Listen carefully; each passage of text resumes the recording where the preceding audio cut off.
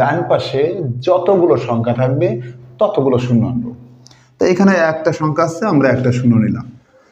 ভাজকেও দশমিক, ভাজ্যেও দশমিক, এই ধরনের ভাগ কিভাবে সহজ পদ্ধতিতে আপনি সমাধান করবেন যদি জানতে চান তাহলে ভিডিওটি শুরু থেকে শেষ পর্যন্ত অবশ্যই দেখবেন।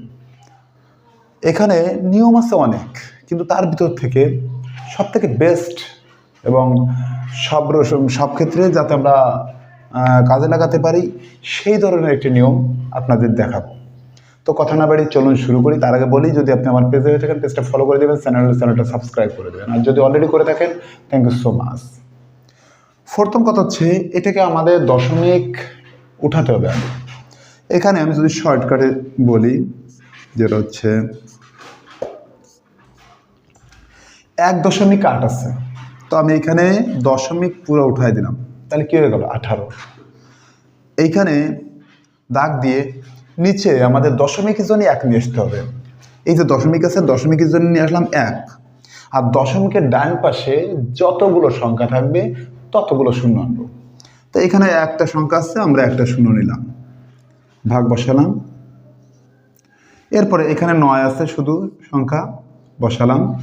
এইবার দশমিকের জন্য কত বলেছি 1, তো আমি 1 আনলাম, আর তার ডান পাশে সংখ্যা আছে একটি, তার মানে শূন্য নিয়ে আসবো।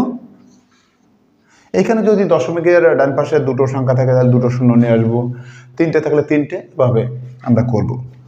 এরপরে যেহেতু ভাগ থাকা অবস্থায় আমরা কাটাকাটি করতে পারি না বা ভাগ করতে পারি না, মানে উপরে নিচে কাটাকাটিটা করতে গেলে আমাদের ভাগের জায়গায় গুণ দিয়ে নিতে হয়, অর্থাৎ কাটাকাটি করতে গেলে।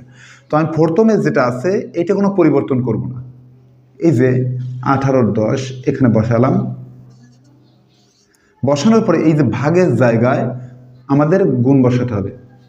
এখন খামখেয়ালিভাবে তো আমরা ভাগের জায়গায় গুণ বসাতে পারি না। ভাগের জায়গায় গুণ বসানোর জন্য আমাদের একটা পরিবর্তন করতে হবে, সেটা হচ্ছে এই যে ডান পাশে যে ভগ্নাংশটা আছে এটার হরকে লব এবং লবকে হর করতে হবে, অর্থাৎ নিচেরটা উপরে যাবে, উপরেরটা নিচে আসবে।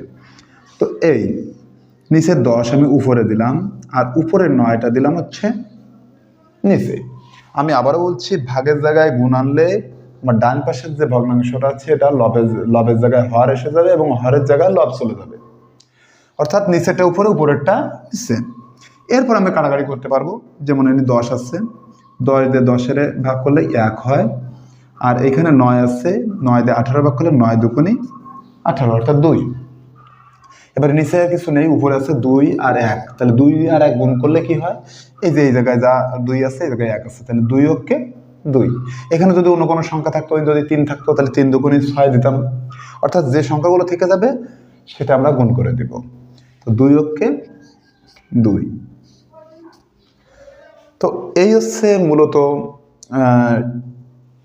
মোটামুটি সর্বস্তরে, অর্থাৎ যারা একটু কম বোঝে বা মিডিয়াম বোঝে তাদের জন্য এই নিয়মটাই সব থেকে বেস্ট। এছাড়া অনেক নিয়ম আছে, কিন্তু অনেকে বুঝতে পারে না সেই নিয়মগুলো।